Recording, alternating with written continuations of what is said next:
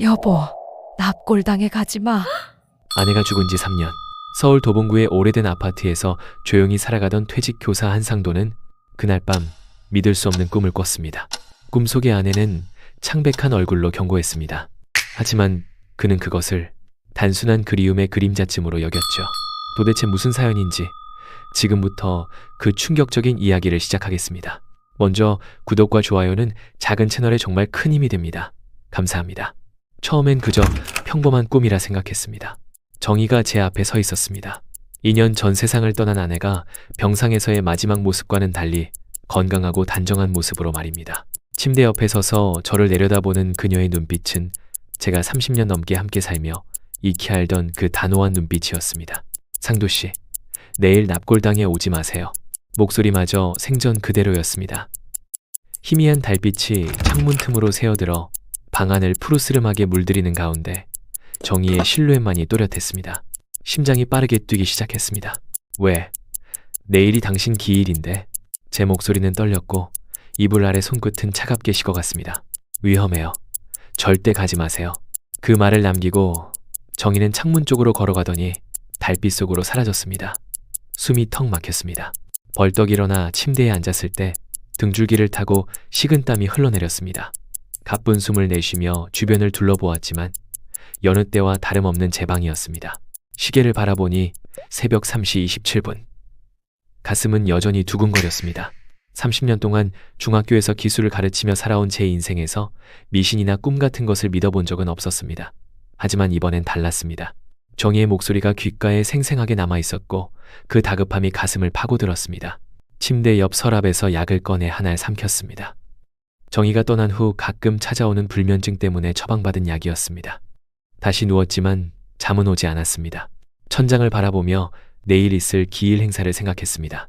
아들 재윤이와 며느리 수정이 그리고 몇몇 가까운 친지들이 모여 파주 통일공원 납골당에서 간단한 추모식을 갖기로 했습니다.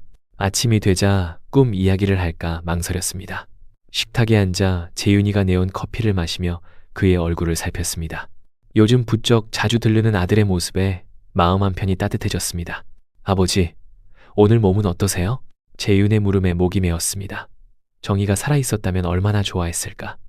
아들이 성공한 사업가가 되어 자신의 회사를 운영하는 모습을. 괜찮다. 그런데 오늘 납골당은? 말을 꺼내려는 찰나 거실에서 수정의 목소리가 들렸습니다. 아버님, 오늘 비가 많이 올 것 같아요. 도로도 막히고요. 기일이 중요하지만 내일 가는 건 어떨까요? 창밖을 바라보니 구름 한 점 없이 맑은 하늘이었습니다. 이상한 느낌이 등줄기를 타고 올라왔습니다. 정희의 경고가 다시 귓가에 울렸습니다. 그래, 몸도 좀 피곤하고 내일 가자. 제 말에 재윤과 수정이 서로 눈빛을 교환하는 것이 보였습니다.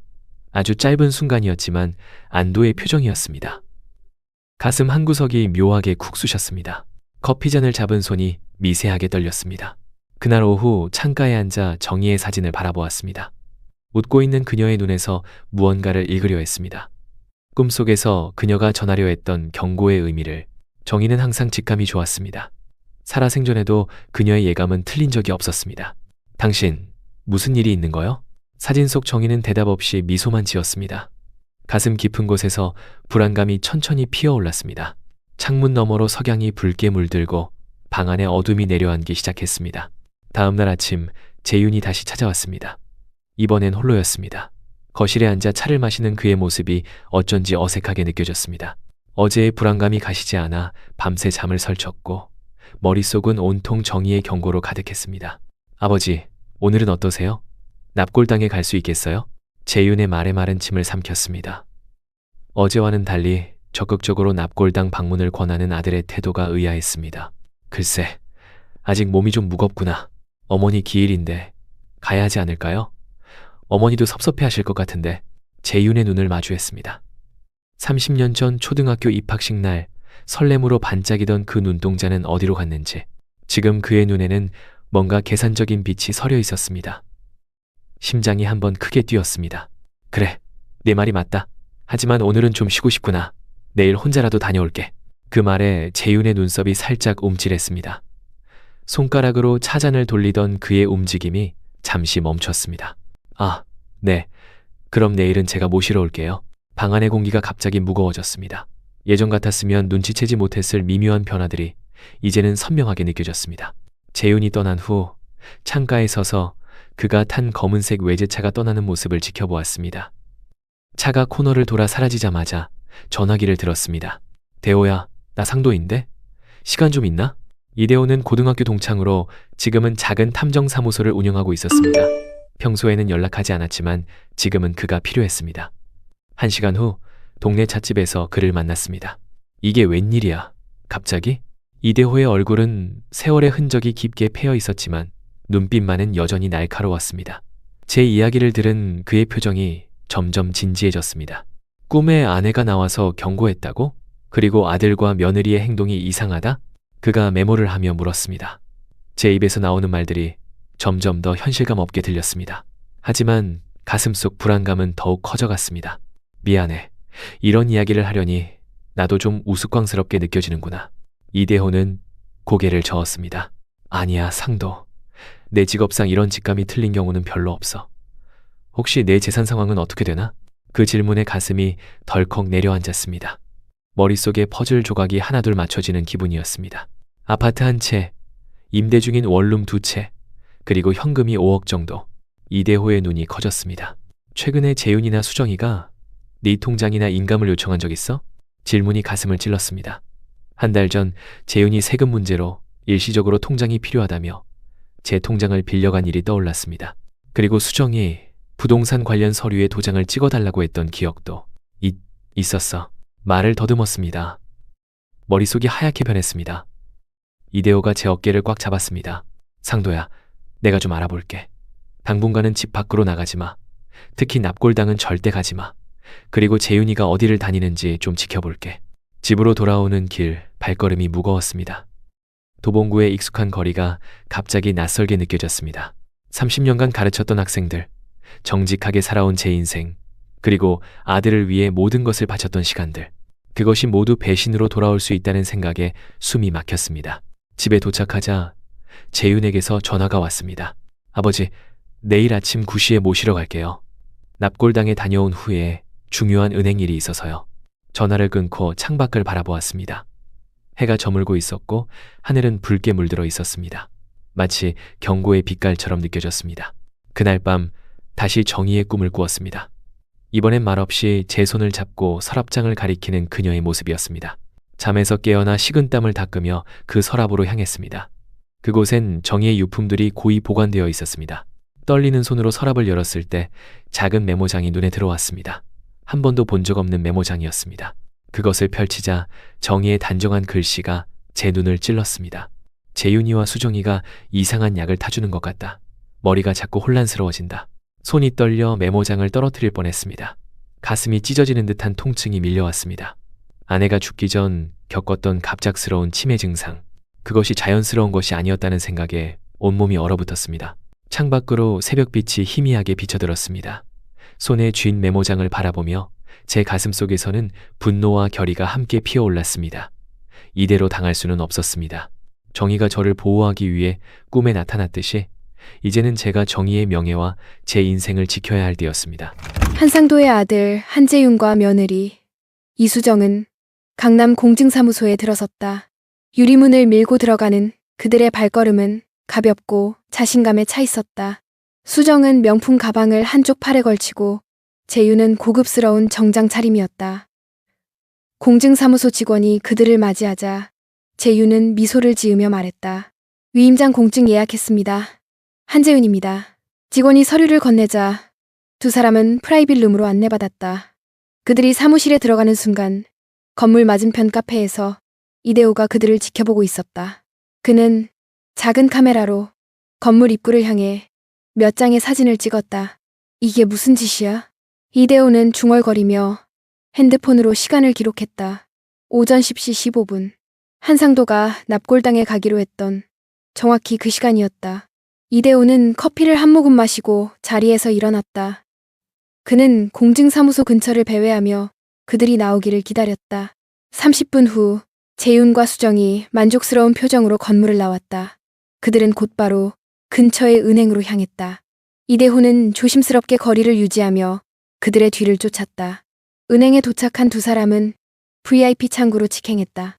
이대호는 은행 맞은편 편의점에 들어가 창가에 자리 잡고 감시를 계속했다. 그의 손에는 작은 녹음기가 쥐어져 있었다. 은행에서 나온 재윤과 수정은 이제 송파 세무서로 향했다. 이대호의 미간에 깊은 주름이 잡혔다. 세무서까지. 이거 진짜 위험하다. 그는 전화기를 꺼내 상도에게 연락했다. 상도야, 나 대호인데 지금 네 아들과 며느리가 공증사무소, 은행, 그리고 세무서를 들렀어. 뭔가 큰일을 꾸미고 있는 것 같아. 전화기 너머로 상도의 무거운 한숨이 들렸다. 오늘 아침에 재윤이가 납골당에 가자고 했는데 내가 거절했어. 그때부터 이상한 행동을 보이더라고. 이대호는 주변을 둘러보며 낮은 목소리로 말을 이었다. 상도야, 내가 좀 더 지켜볼게. 넌 집에서 나오지 마. 그리고 네 통장이나 인감, 부동산 서류 같은 거 확인해봐. 어서. 한상도의 집에서 몇 킬로미터 떨어진 곳. 재윤과 수정은 세무서 일을 마치고 차에 올랐다. 수정의 얼굴에는 만족스러운 미소가 번졌다. 여보, 이제 거의 다 됐어요. 아버님만 서명하면. 재윤은 차 키를 돌리며 대답했다. 걱정 마. 아버지 약은 계속 타고 있잖아. 이제 치매 초기 증상처럼 보여. 어머니처럼. 그 말에 수정은 살짝 표정이 굳었지만 곧 다시 미소를 지었다. 강남에 집을 구하는 건 어때요? 부동산 다 정리되면 좋은 아파트 살 수 있을 것 같은데. 재윤은 고개를 저었다. 아니, 계획대로 해외로 가자. 여기 남아있으면 언젠가는 문제가 생길 거야. 세무서 앞 골목에서 그들의 대화를 녹음하고 있던 이대호의 얼굴이 창백해졌다. 그는 녹음기의 정지 버튼을 누르고 한참 동안 자리에 굳어 있었다. 그런 다음 다시 전화기를 들었다. 신우섭 변호사 사무실입니까? 저는 이대호라고 합니다. 노인학대와 재산 갈취 관련해서 상담이 필요합니다. 네, 지금 갈 수 있습니다. 법률구조공단 출신인 신우섭 변호사는 자신의 사무실에서 이대호를 맞이했다. 50대 후반의 단정한 외모에 진중한 분위기를 풍기는 그는 이대호의 이야기를 귀에 깊게 들었다. 이런 사례가 요즘 늘고 있습니다. 특히 고령자를 대상으로 한 재산 갈취는 증거 확보가 관건이죠. 신우섭은 이대호가 건넨 녹음 파일을 들은 후 심각한 표정으로 말을 이었다. 이 녹음은 결정적인 증거가 될 수 있습니다. 하지만 더 많은 증거가 필요해요. 한상도 씨의 아내가 남긴 메모도 중요하고 약물 검사도 해봐야 합니다. 그날 저녁 이대호는 한상도의 집을 찾았다. 그의 얼굴은 피로와 충격으로 창백했지만 눈빛은 단단했다. 상도야, 내가 확인한 바로는 재윤이와 수정이가 네 재산을 다 가로채려는 계획을 세우고 있어. 이미 위임장을 공증받았고 부동산과 통장을 정리하려고 해. 한상도는 묵묵히 이대호의 말을 들었다. 그의 손에는 정희의 메모장이 쥐어져 있었다. 정희도 알고 있었던 거야.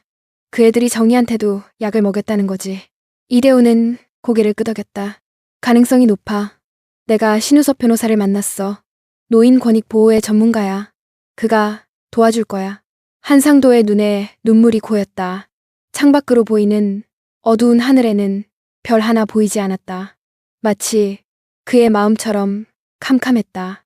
내가 아들을 어떻게 키웠길래. 이대호는 친구의 어깨를 토닥였다. 자책하지 마. 이제 중요한 건 너를 지키는 거야. 그리고 정희의 진실도.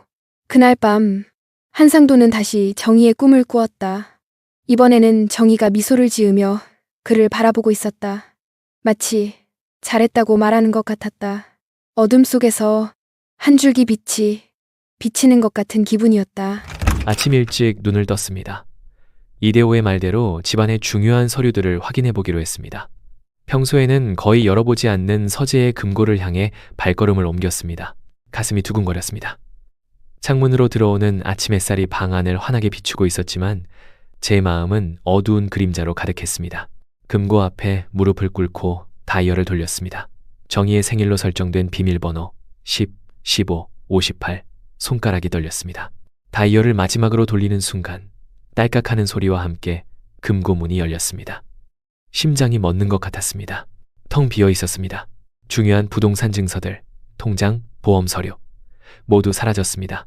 오직 오래된 결혼사진 한 장만이 금고 바닥에 남아 있었습니다. 숨이 막혀왔습니다.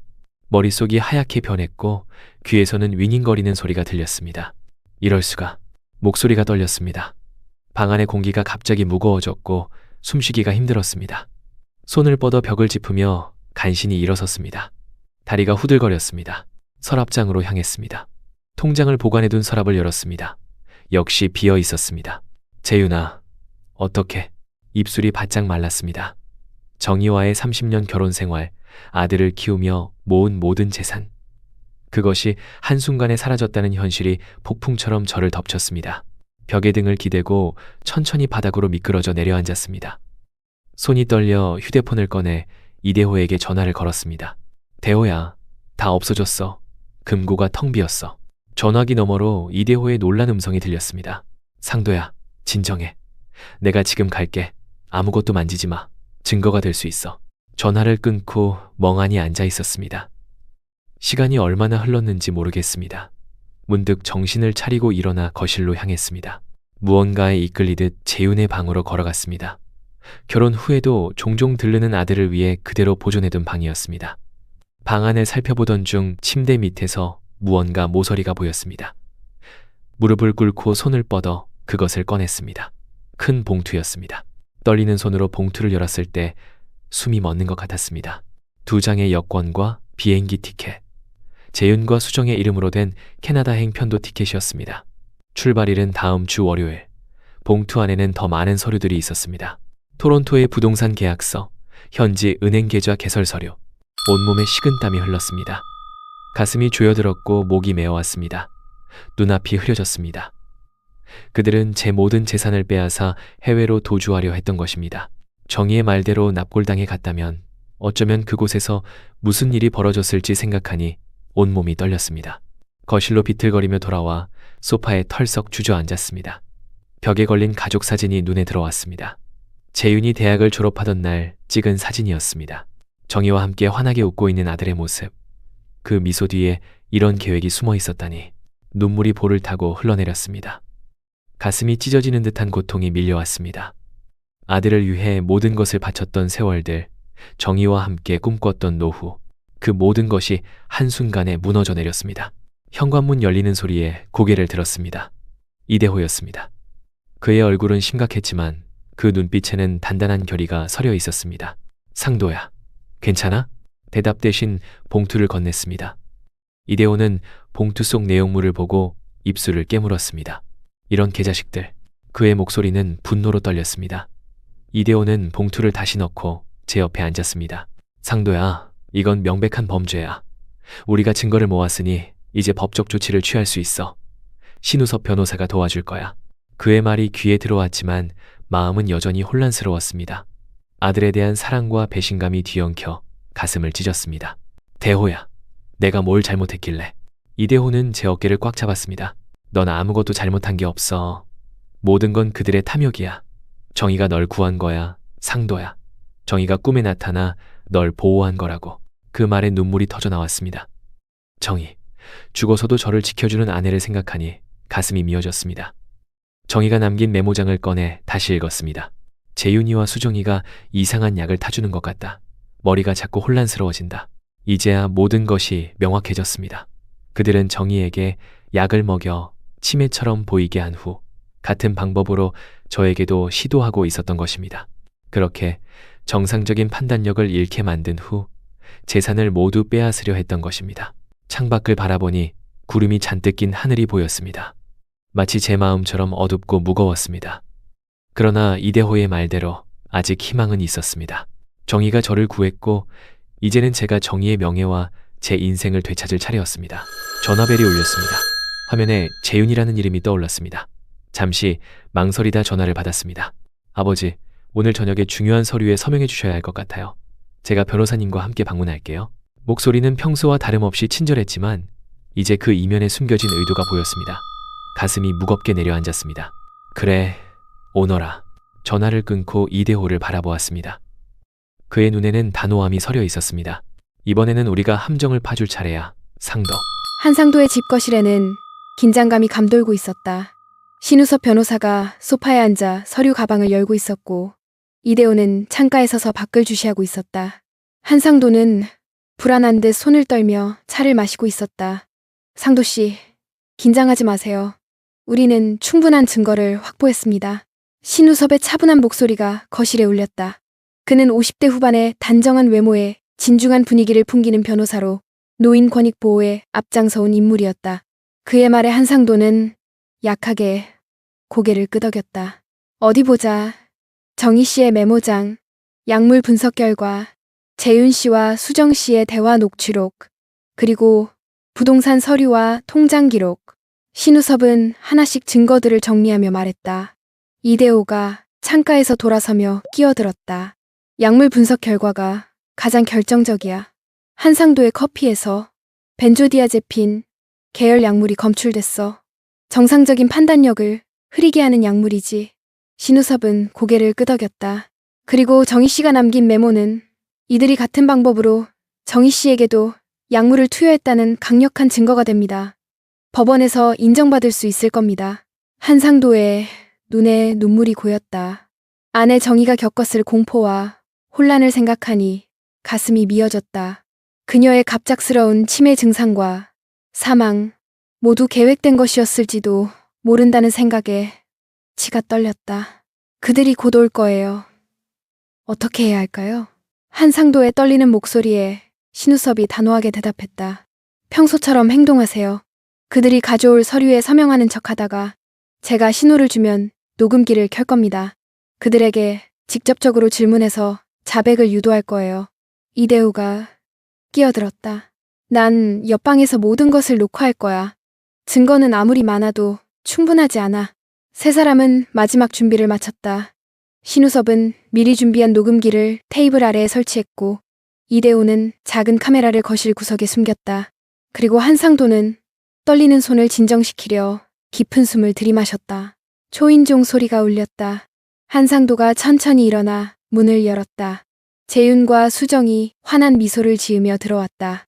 아버지, 안녕하세요. 오늘 좀 어떠세요? 재윤의 목소리는 다정했지만 이제 한상도는 그 목소리 아래 숨겨진 위선을 느낄 수 있었다. 수정은 우아한 원피스 차림으로 거실로 들어서며 미소 지었다. 아버님, 오늘은 좀 편찮으신 것 같네요. 제가 차라도 한 잔 끓여드릴까요? 한상도는 무표정하게 고개를 저었다. 괜찮다. 앉아라. 재윤이 소파에 앉으며 서류 봉투를 꺼냈다. 그리고 신우섭을 발견하고 약간 놀란 표정을 지었다. 아, 손님이 계셨네요. 실례했습니다. 신우섭은 차분하게 미소 지으며 대답했다. 아닙니다. 저는 한상도 씨의 법률 자문을 맡고 있는 신우섭 변호사입니다. 재윤의 표정이 굳었다. 그는 수정과 짧게 눈빛을 교환했다. 아, 그러시군요. 아버지, 제가 말씀드렸던 서류입니다.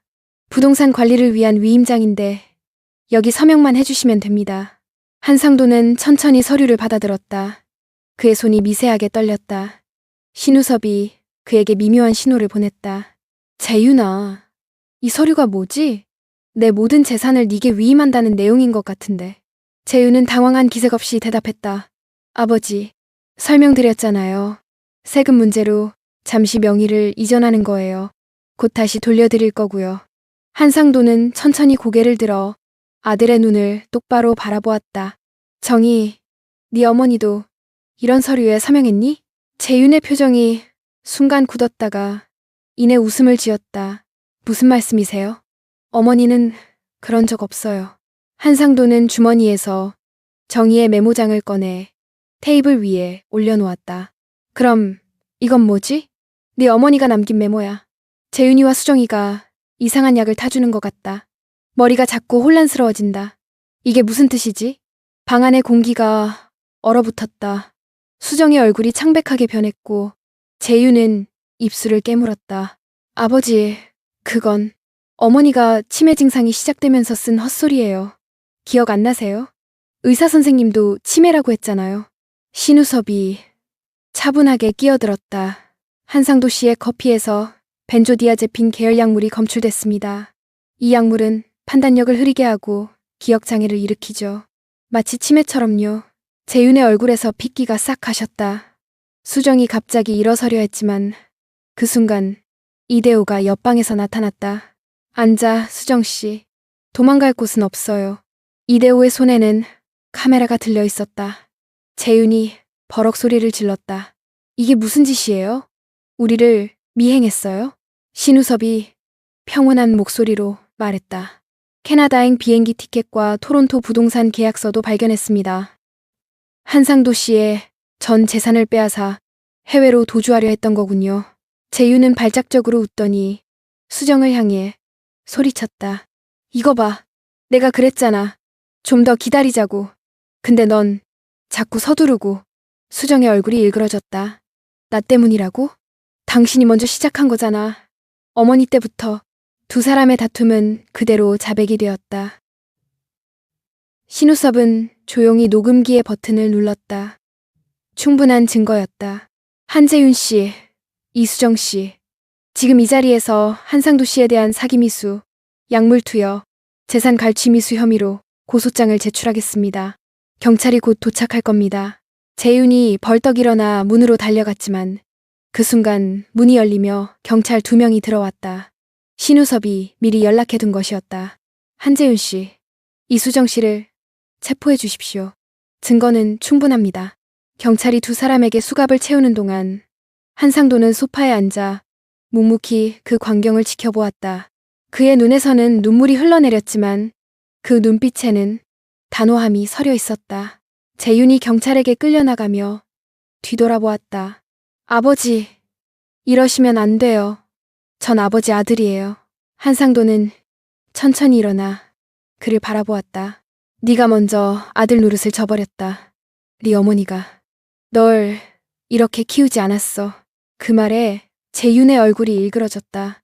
수정은 이미 울음을 터뜨리며 경찰차로 끌려가고 있었다. 집안이 다시 조용해지자 신우섭이 한상도의 어깨를 가볍게 짚었다. 이제 시작입니다.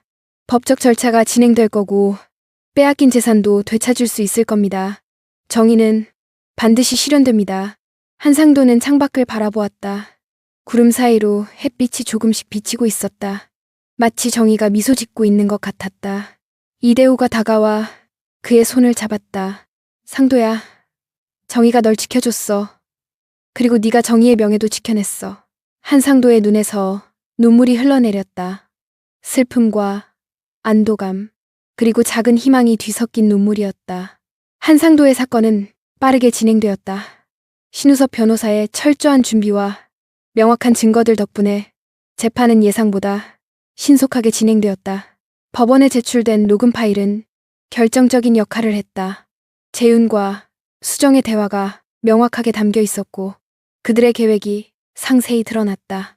아버지를 치매 환자로 만들어서 재산을 다 가져가자는 계획이었어요. 어머니처럼요. 재윤의 자백이 법정에 울려 퍼졌을 때 방청석에 앉아있던 한상도의 얼굴은 창백했다. 그의 옆에는 이대호가 묵묵히 앉아있었다. 약물 검사 결과도 제출되었다. 한상도의 커피에서 검출된 약물은 정의의 사망 전 복용하던 약과 동일한 성분이었다. 법의학 전문가의 증언에 따르면 장기간 복용 시 치매와 유사한 증상을 유발할 수 있는 약물이었다. 피고인들은 피해자의 아내인 고 양정희 씨에게도 동일한 약물을 투여했을 가능성이 높습니다. 전문가의 이 말에 법정은 술렁였다. 한상도는 고개를 숙인 채 손수건으로 눈물을 훔쳤다. 재판은 3개월간 계속되었다. 그 사이 한상도의 재산은 법원의 결정으로 모두 동결되었고 재윤과 수정이 이전받은 부동산과 금융자산들은 모두 원상복구 절차가 진행되었다.